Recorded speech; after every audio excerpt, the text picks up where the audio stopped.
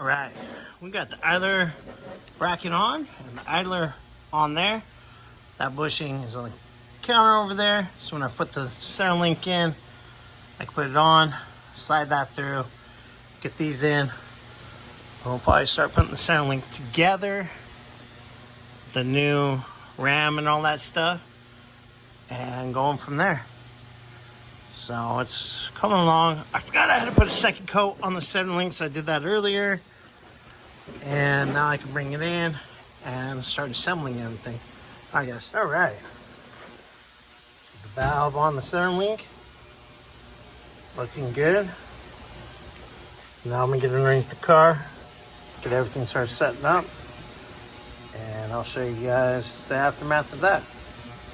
Pause you for a minute. All right.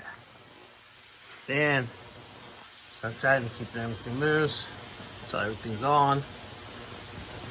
And then we can align, adjust, all the above. Yay. On to the next thing. All right, guys, just getting ready to clean up the hardware for the sway bar. Unclamp the sway bar, put the new bushings on, and get it bolted back up, ready for tomorrow when the springs are in, and I can put the sway bar links in. And we're gonna try to at least start getting ready to put the rotors on. All right.